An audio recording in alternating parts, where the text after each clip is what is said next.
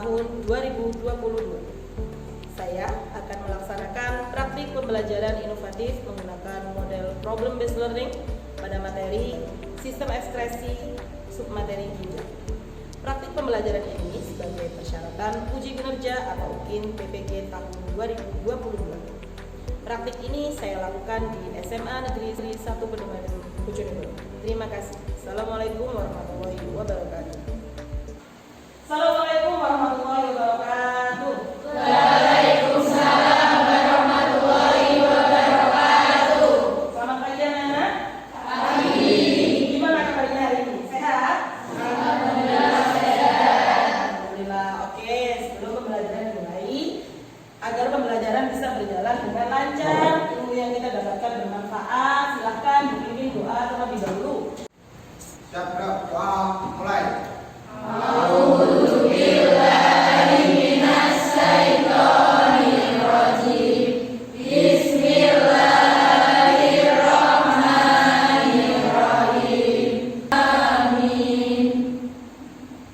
Alhamdulillahirrabbilalamin.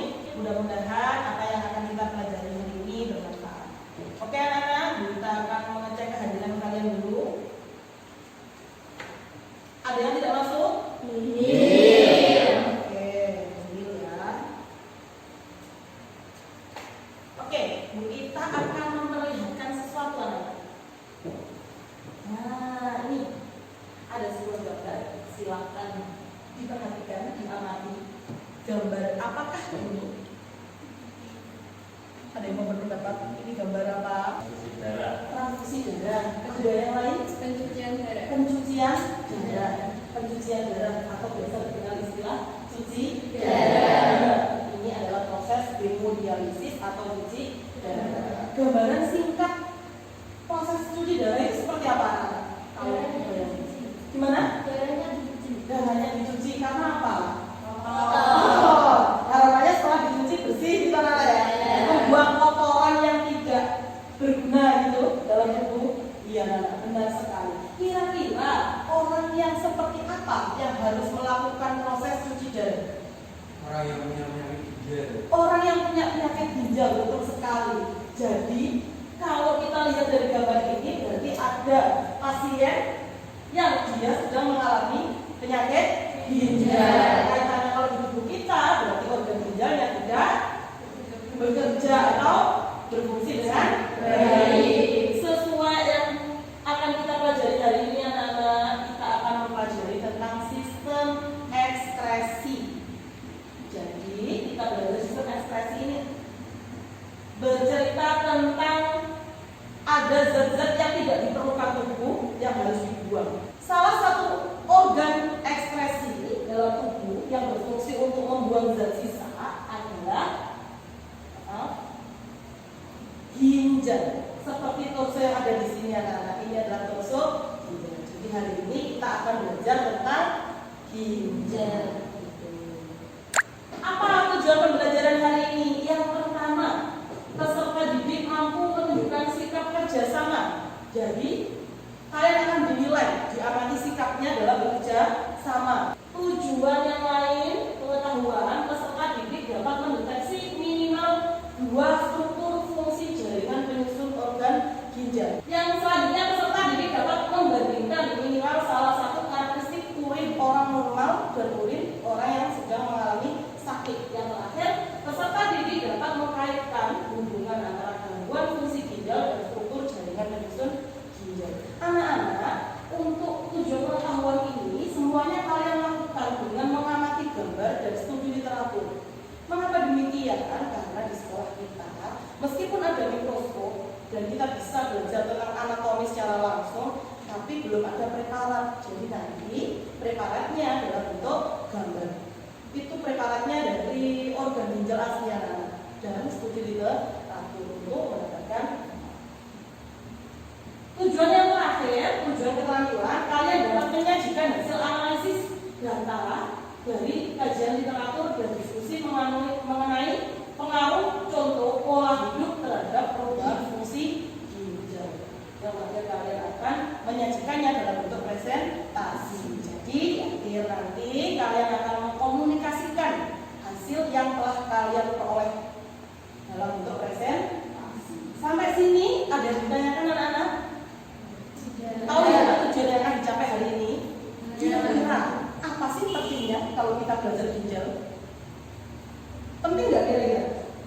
Atau mungkin, Bu, ini adalah materi wajib kelas 11 gitu? Ada nggak hubungannya dengan kehidupan sehari-hari? Ini kita punya data. Ini adalah prevalensi penyakit tidak menular yang menyebabkan kematian di Indonesia. Bisa kita lihat. Adakah penyakit ginjal di sana? Urutan yang berapa?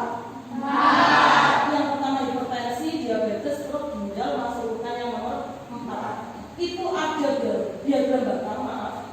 Yang merah tahun 2013, yang hijau 2018. Yang belakang jelas ya? Itu artinya ada kenaikan anak-anak ya. Nah, dari kenaikan itu berarti kita itu memang harus waspada dari dini. Nah, salah satu kewaspadaan kita untuk bisa menjaga kesehatan ginjal kita adalah dengan mempelajari tentang ginjal, materi yang akan kita pelajari hari ini. Jadi kalian harus bersemangat. Sekarang kalian sudah tahu manfaatnya. Siap anak-anak belajar tentang ginjal? Siap. Manfaatnya banyak sekali. Ini adalah gambaran langkah apa saja yang akan kalian lakukan selama pembelajaran ini. Yang pertama, kalian akan mengamati fenomena pada media massa online. Jadi nanti kita menyajikan informasi, ada headline dari media online. Yang kedua, kalian harus mampu merumuskan masalah tadi.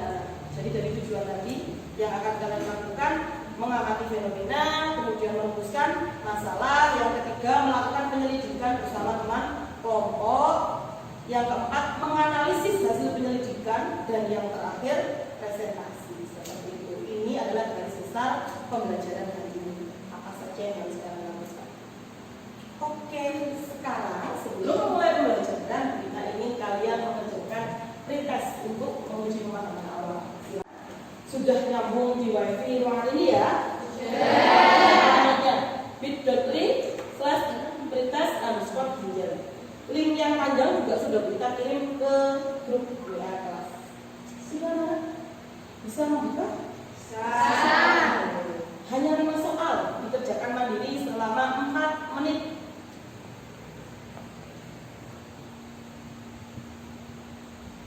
Oke, Nana, sudah selesai ya? Oke, sekarang Bu Ita akan menunjukkan sesuatu. Kalian diminta untuk menemukan permasalahan dari headline media ini. Yang pertama, gangguan ginjal termasuk penyakit mematikan di Indonesia. Kemenkes ajak masyarakat mencegahnya. Yang kedua, 42.000 penderita ginjal meninggal setiap tahun. Jadi bukan angka yang kecil ternyata. Headline yang ketiga, kerap mengkonsumsi minum manis, ginjal bocah ini rusak. Ini cerita tentang seorang bocah di mana ya? Yang ginjalnya rusak ketika banyak minum manis. Yang keempat,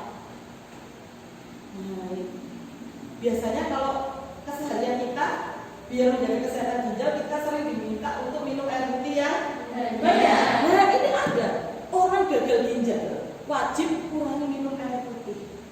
Dari 4 headline media massa tersebut, media massa online, kira-kira pertanyaan yang seperti apa yang bisa dimunculkan? Silahkan mulai bertanya dari 4 headline tadi. Yang pertama, ayo silakan angkat tangan. Oke. Bagaimana cara mencegah gagal ginjal? Seperti permintaan Kemenkes tadi ya, tambah semakin tinggi, berarti bagaimana cara mencegah? Ayo pertanyaan yang kedua. Oke. Mengapa minuman manis dapat menyebabkan kerusakan pada ginjal? Headline yang nomor 3, mengapa minuman manis dapat menyebabkan kerusakan pada ginjal? Ayo pertanyaan yang lain. Kenapa orang yang mempunyai penyakit ginjal harus mengurangi minuman air putih? Kenapa orang yang sakit ginjal justru harus mengurangi minum air putih yang dulunya harus banyak, ketika sudah sakit harus mengurangi? Ada pertanyaan lain? Oke. Faktor apa menyebabkan gagal ginjal? Faktor apa? Kalau tadi cara menangani, sekarang faktor apa? Mari kita coba untuk menjawab bersama ya, meskipun kita belum menyelidiki nih. Kira-kira saja faktor apa anak yang menyebabkan penyakit ginjal? Kurang minum air putih. Kurang minum air putih. Keturunan. Faktor keturunan atau genetik, apa lagi? Kebanyakan duduk. Kebanyakan duduk, boleh terus.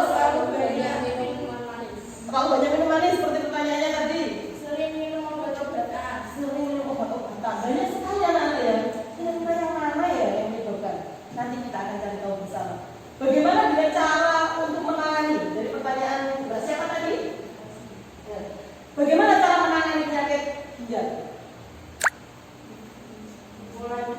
Harus berpola hidup sehat. Gitu ya, apalagi anak? Pola hidup sehat itu contohnya olahraga, gitu ya. Kalau sekarang pertanyaan selanjutnya, mengapa minuman manis dapat menyebabkan penyakit ginjal, gitu ya? Atau kerusakan apa kira-kira jawabannya? Kenapa minuman manis? Belum berpikir ke arah sana? Nanti kita mulai tahu. Yang terakhir, pertanyaan terakhir. Mengapa orang yang sakit ginjal justru tidak boleh minum air putih terlalu banyak? Kenapa kira-kira? Kenapa kira-kira? Karena gimana? Karena ginjalnya sudah besar, terlalu berat gitu kerjanya. Oke anak-anak, luar biasa sekali dari headline ini kalian sudah menemukan banyak sekali masalah dan juga bisa menjawab sementara ya. Nah dari banyaknya permasalahan, Bu Wita akan batasi anak-anak hari ini. Permasalahan terpilih yang akan kita pecahkan adalah pertama, bagaimanakah keterkaitan jenis gangguan yang terjadi dengan perubahan struktur. Di awal tadi kan tujuan pembelajarannya tentang struktur anatomi ginjal gitu ya. Terus tadi ada pertanyaan beberapa kelainan kita kaitkan. Yang kedua, bagaimanakah hubungan antara pola hidup termasuk tadi terlalu banyak minum manis. Yang terakhir, bagaimanakah dampak pengaruh jangka panjang gangguan ginjal. Tadi ada yang tanya boleh mencegah gitu. Ini dikaitkan dengan bagaimana kalau sudah gagal ginjal, efek jangka panjangnya. Seperti itu anak-anak. Nah ini masalah ini akan kalian selesaikan bersama kelompok. Jadi kelompoknya sesuai yang kita bentuk kemarin anak-anak ya. Oke, silahkan mulai untuk duduk bersama kelompoknya. Kita akan mulai berdiskusi.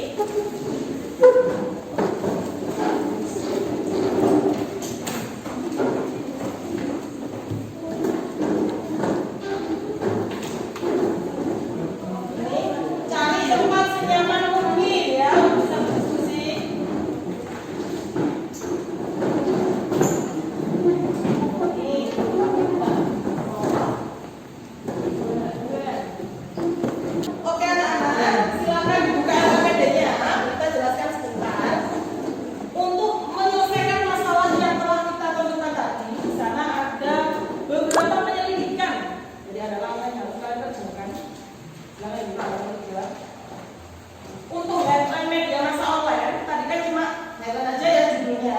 Kalian bisa membaca berita lengkapnya di LKPD dengan menggunakan HP masing-masing. Di sana sudah ada kode yang bisa di-scan menggunakan HP.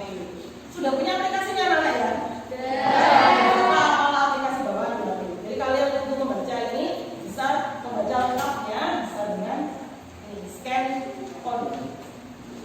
Dilanjutkan dengan yang lain, terus kerjakan 25 menit dimulai dari sekarang. Silakan berbagi tugas agar waktu dan pekerjaan bisa lebih efektif. Silakan bisa dimulai dari sekarang.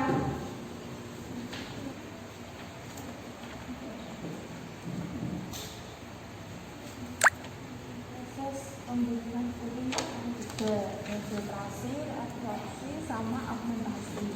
Filtrasi itu penyaringan, kalau reabsorpsi itu penyerapan kembali.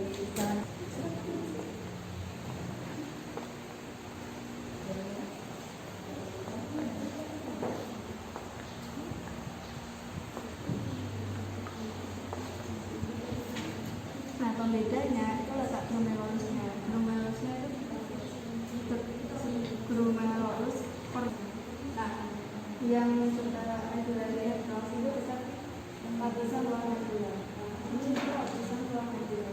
Oke anak-anak, waktunya sudah selesai ya untuk diskusi dalam kelompok. Sekarang kita akan berdiskusi dalam kelas. Boleh ditanya dengan yang apa? Yang nggak ke sana ayo kita. Kita akan berdiskusi. Jadi nanti beberapa dari kalian akan menyampaikan hasil diskusi kelompok kalian. Sudah selesai kan ya? Sudah. Oke, satu silahkan maju ke kegiatan satu anak. Mana nomor satu? Dibaca di situ? Oke, silahkan berdiri. Menarik belajar yang akan masuk ke dalam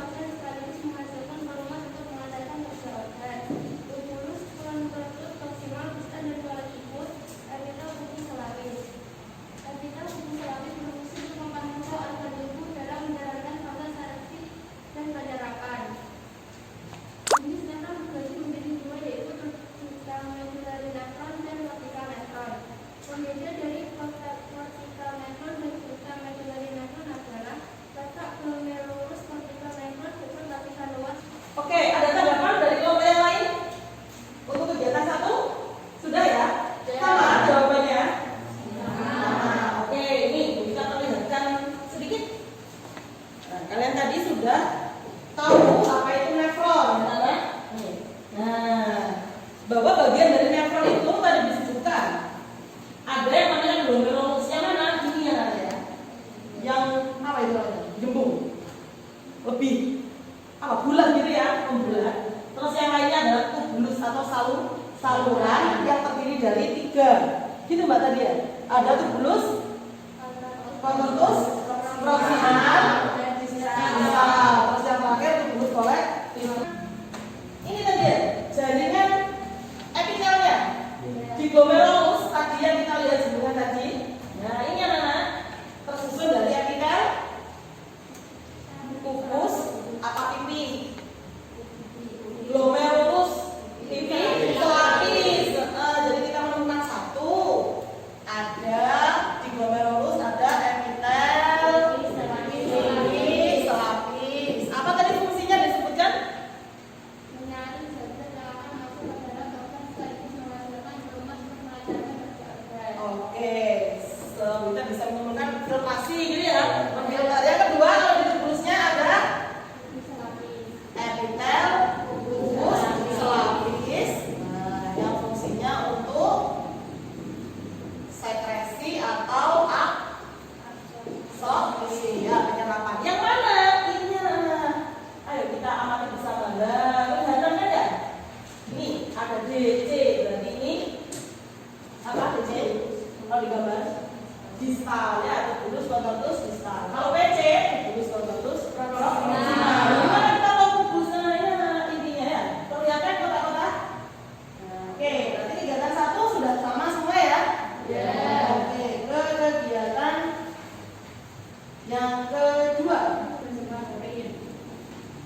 Satu, filtrasi. Tempatnya di glomerulus. Nah, ya, kita betul. Kemudian masuk dari hasil atau keluar air asam amino glukosa urea.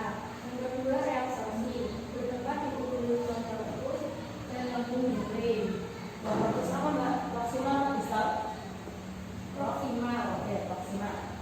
Dan air asam amino glukosa hasil urin sekunder. Yang ketiga augmentasi bertempat di tubulus contortus distal. Ada yang ditanyakan dengan penjelasan kelompok 2. Nah, silakan. Perbedaan anak panah yang warna merah sama abu-abu. Oh iya, mau dijawab? Apa mau dibantu temannya yang di kelompok? Oke, silakan. Transport pasif yang warna abu-abu. Untuk transport aktif itu perpindahan yang memerlukan energi. Yang pasif tidak memerlukan energi. Oke, gimana yang bertanya? Sudah ya. Nah, karena ini menunjukkan bahwa ini zat-zat yang ada di filter itu diserap kembali oleh tubuh. Nah, ini melalui proses transport aktif dan pasif, tergantung zatnya gitu ya. Itu kelompok 2. Nah, transport ini sudah pernah kita pelajari pada materi apa? Bioproses ya? Bioproses. Termasuk yang ini kalau kita mau menunjukkan air. Nah, ini ada proses difusi air atau namanya osmosis. Lambung Henle, lobe of Henle.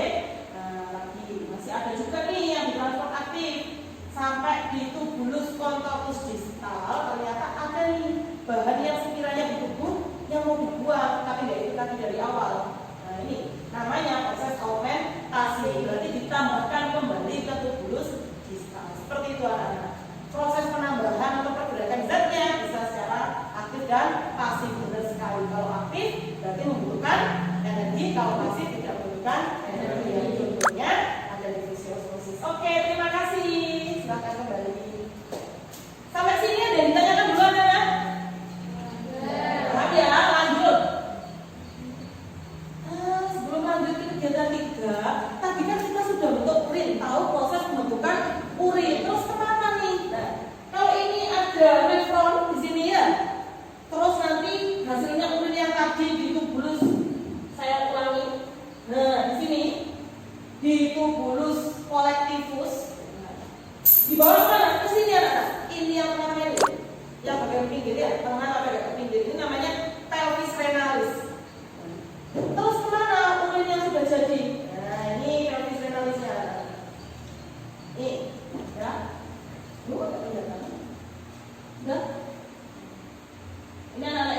generalis.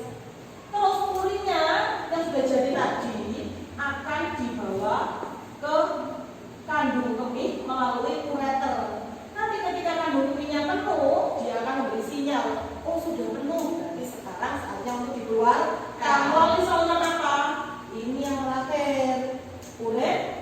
Seperti itu anak-anak. Jadi proses pembentukan urinnya ada 3. Di situ sepertinya tadi dijelaskan juga nggak sih bahwa dari proses filtrasi itu ada namanya urin apa? Ini kita jelaskan sedikit. Kalau darah masuk ke ginjal itu prosesnya namanya filtrasi. Hasilnya apa? Hasil dari filtrasi urin primer. Benar sekali. Urin primer ini nanti yang masuk proses yang kedua. Apa itu? Reabsorpsi. Pinter. Hasil reabsorpsi namanya urin sekunder. Nanti urin sekundernya masuk ke proses aumentasi, jadilah urin sesungguhnya. Tentunya proses-proses ini punya tempat tersendiri yang didukung oleh jaringan penyusunnya. Filtrasi di mana anak? Glomerulus. Reabsorpsi itu bulus, contortus, lob, dan lob of Henle itu ya. Yang aumentasi berarti di bulus, contortus, sampai sini paham anak-anak ya? Oke. Nah ini kegiatan untuk kelompok 3. Silahkan. Kegiatan 3, kita tahu bahwa ini gambar perbandingan ginjal sakit dan ginjal sehat. Yang ini ginjal sakit dan yang ini ginjal sehat. Perbandingan ginjal sehat dan ginjal sakit yaitu ginjal sehat tidak mengandung albumin di dalam urin, sedangkan ginjal sakit mengandung albumin pada urin. Ini adalah albumin, yang merah darah, yang biru filter. Perbandingan ginjal sehat dan ginjal sakit. Di sini ada albumin pada urin, di sini tidak terdapat albumin pada urin. Sedangkan penyakit gagal ginjal dibagi beberapa tahap dari stage 1 sampai stage 5. Tuh, berapa tahap berarti apa ya? Stadium gitu ya, tingkat keparahannya. Ada yang ditanyakan? Oke. Jika seandainya nilai GFR 45% itu masuk yang mana? Untuk nilai GFR 45% itu masuk ke stage 3A, yaitu dengan GFR 45% sampai 59%. Nah, itu anak-anak ya. Jadi ternyata gagal ginjal itu ada stadiumnya. Stadium itu cerita tentang tingkat keparahan yang diindikasikan dengan adanya GFR, gitu ya. Yang paling parah itu hasilnya ditemukan albumin, protein albumin dalam urin. Ada yang ditanyakan lagi? Sudah? Sudah sepakat? Oke, terima kasih. Bagus sekali penyampaiannya. Nah, ini anak-anak. Kira-kira kalau ditemukan albumin dalam urin, kelainannya namanya apa? Penyakitnya namanya apa?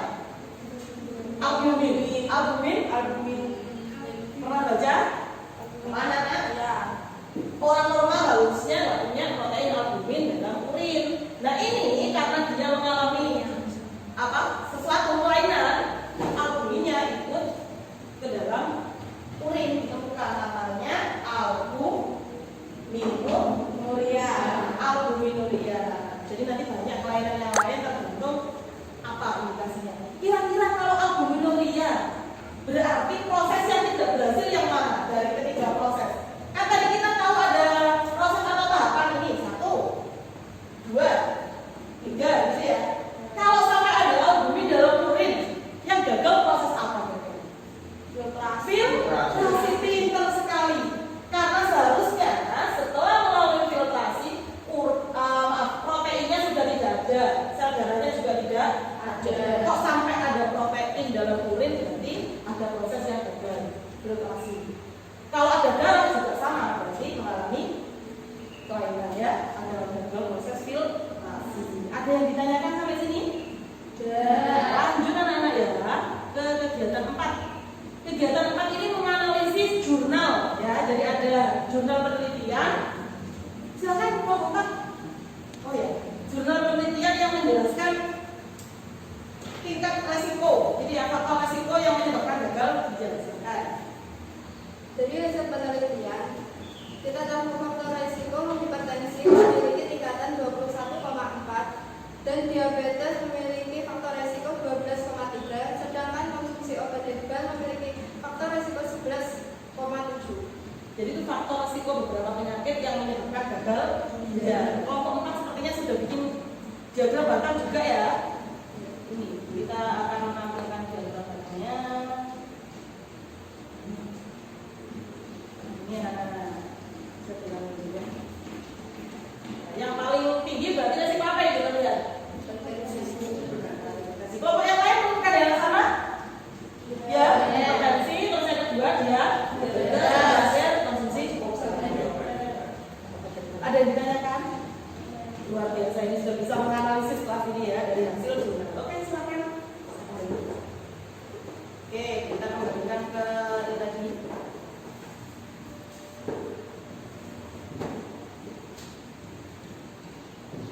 Kalian sudah sukses melakukan penyelidikan anak-anak. Sekarang saatnya kita berdiskusi untuk masalah yang kita temukan di awal. Yang pertama, bagaimanakah keterkaitan antara diabetes mellitus dengan mekanisme fisiologi yang memicu kejadian gagal ginjal? Siapa yang mau menjawab? Oke, silakan. Tingginya kadar gula dalam darah membuat ginjal harus berusaha lebih keras dalam proses penyaringan darah dan mengakibatkan kebakaran pada ginjal. Hubungannya tadi banyaknya gula darah gitu ya. Yang ditanyakan cerita tentang diabetes mellitus. Orang nyebutnya apa ini biasanya? Kencing manis. Apa hubungannya dengan ginjal tadi? Gimana Mbak Bunda Diwangi? Tingginya kadar gula yang bisa merusak kerja ginjal. Cerita singkatnya seperti ini anak. Coba diperhatikan sebentar. Orang yang mengalami diabetes mellitus ini berarti dia memiliki kadar gula darah tinggi. Awalnya kalau kita sering mengkonsumsi gula berlebih, sebenarnya ada mekanisme agar membuat gula itu tidak terlalu tinggi dalam darah.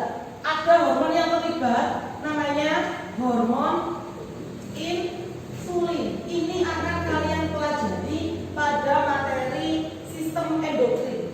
Jadi kalau kita terlalu banyak makan manis yang mengandung gula, nah ini harusnya si hormon insulin akan mengubahnya untuk menjadi glikogen disimpan di otot.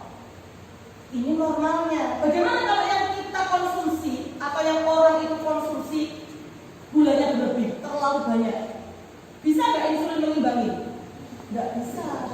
Akhirnya apa? Yang terbentuk glikogen mungkin menjadi glikogennya mungkin sedikit, yang ini tetap ada di darah. Sedangkan kita tahu darah nantinya akan difilter ke dalam ginjal. Dianalogikan seperti ini anak. Darah tadi kondisinya sudah banyak mengandung gula, jadi ya. Kalau mau membicarakan ini seperti ini anak. Proses mensortir di pabrik itu ada yang namanya QC, bagian tukang sortir lah istilahnya, yang bagian apa mensortir, quality control, memilih oh ini yang diambil karena bagus, ini yang harus dibuang. Apa yang terjadi kalau yang disortir itu datangnya banyak sekali? Kewalahan. Akhirnya kalau sudah kewalahan, lolos nggak barangnya nggak diminati tadi? Lolos, ini terbawa sampai urin, gulanya berlebihan di urin, akhirnya urinnya rasanya manis, makanya penyakitnya namanya kencing manis. Hasilnya diabetes. Bagaimana dengan si tukang sortirnya tadi? Ginjalnya kerjanya berat nggak? Berat. Karena terlalu berat, lama-lama juga akan mengalami kerusakan. Itu tadi anak-anak hubungan antara diabetes mellitus atau tingginya kadar gula darah dengan kerusakan ginjal. Itu anak-anak. Yang kedua, ada ditanyakan dulu yang tentang diabetes. Yang kedua, bagaimana keterkaitan hipertensi dengan mekanisme fisiologi? Tadi kan hipertensi termasuk mempengaruhi ginjal, gitu ya, silakan. Ginjal memerlukan sistem sirkulasi darah yang baik untuk bekerja. Fungsi ginjal adalah semacam penyaring darah dari toksin dan zat-zat yang tidak diperlukan tubuh. Sehingga darah yang melalui ginjal sangatlah banyak. Bila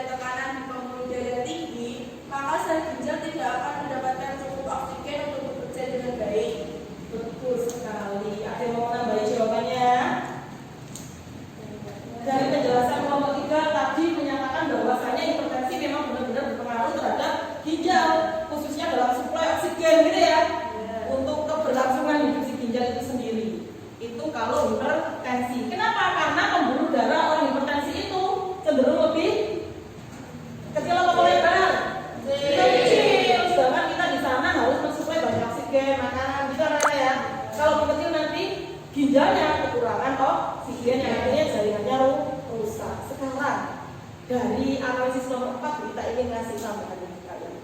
Pernah nggak dengar istilah ini? Kalau orang hipertensi itu Bu, nggak boleh makan asin. Pernah? Kira-kira kenapa? Nanti ada hubungannya kok dengan yang 4 itu. Kenapa kok orang hipertensi nggak boleh makan asin? Karena nanti kalau terlalu banyak garam, ada proses filtrasinya bisa Akhirnya jadi pipisnya asin. Iya. Apa gimana? jadi terlalu banyak garam urin. Garam dalam urin. Kalau itu berarti cerita tentang seperti diabetes ya.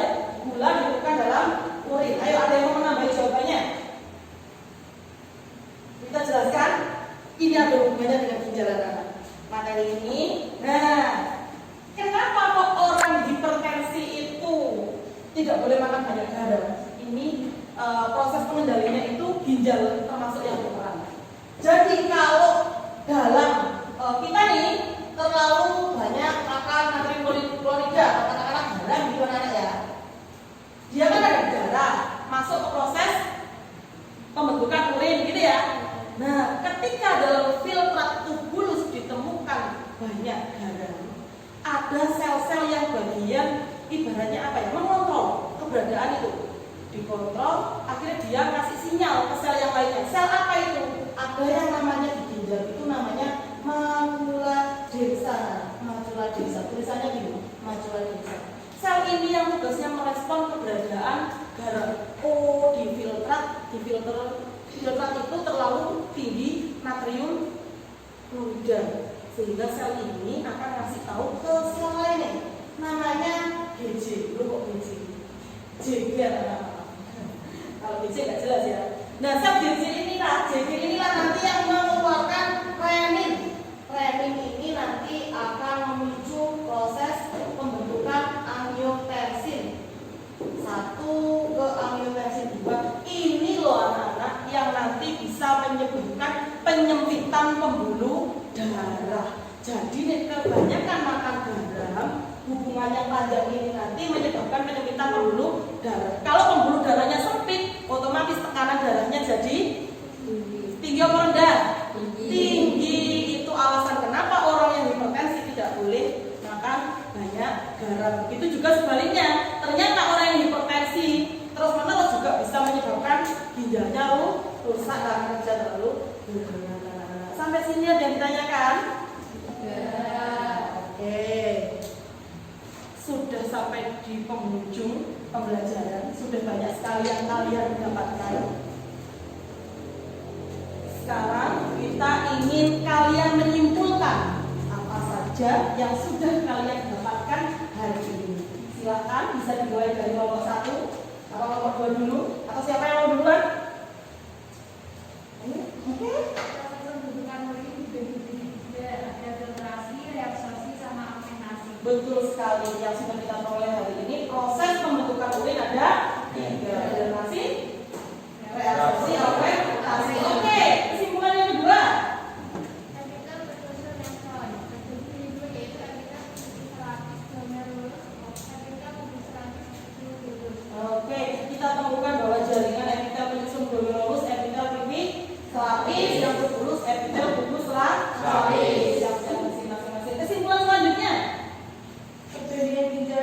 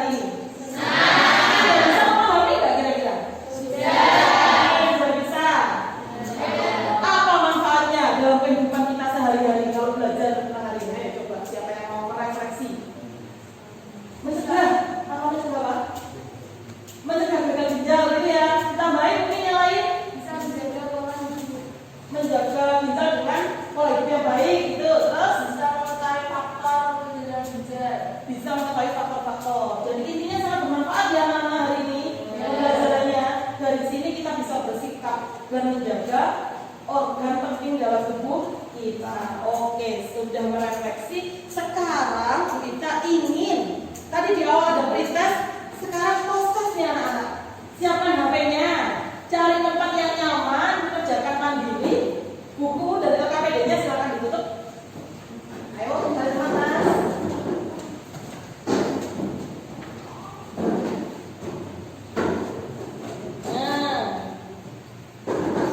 Silahkan diketik link bit.ly/proses_ginjal. Linknya juga sudah kita taruh dulu. Sudah bisa masuk? Ya. Aman jaringannya? Dikerjakan dalam waktu 4 menit dari sekarang. Oke anak-anak, sudah selesai mengerjakan? Oke, silakan diletakkan HP-nya. Tugas kalian adalah, tadi kan baru nemu 1 nih tentang kelainan, benar ya, gitu ya. Tugas kalian pada pertemuan berikutnya adalah membuat infografis tentang kelainan sistem urinaria atau kelainan pada ginjal. Infografis anak-anak ya. Tugasnya kelompok ya. Terus untuk pembelajaran berikutnya, kalian akan belajar tentang organ ekspresi yang lain, yaitu hati ya. Nah, jadi organ ekspresi kan tadi udah belajar nih. Besok kalian belajar tentang hati. Hatinya siapa ini? Hati sebagai organ ekspresi, bukan hati untuk merasakan saya ya. Hati merasakan saya bukan sih? Apakah hati yang itu? Nah, itu akan kita pelajari minggu depan. Sampai sini ada yang ditanyakan? Mari kita akhiri pembelajaran hari ini anak-anak. Tentunya dengan mengucap hamdalah bersama.